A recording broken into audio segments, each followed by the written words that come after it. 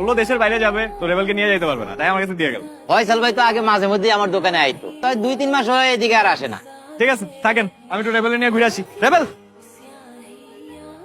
Rebel, rebel.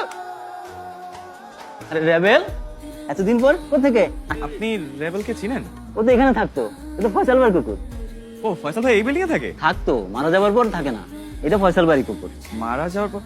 না না ভাই, তাহলে আপনার হয়তো ভুল হইতেছে। যে মানুষটা আমাকে রেবেলকে দিয়ে গেছে, ওনার সাথে তো আমার রাতেও দেখা হয়েছে। আমি রেবেল কিছু না, যে ফয়সাল ভাই মারা গেছে এটা হ্যারি কুকুর। ভাই কি বলতেছেন, আপনার হয়তো কোনো ভুল হইতেছে। আরে না, আমি সত্যি কইতাছি। আরে ওনার সাথে তো রাতে দেখাও হয়েছে, কথা হয়েছে আমার। শোনেন, ফয়সাল ভাই ভার্সিটিতে যাওয়ার পরে হ্যারি নিয়ে একটা পলিটিক্যাল ক্যাসেল হয়। তারপর একটা দলের গোলাবান হ্যারি মাইরা ফেলায়।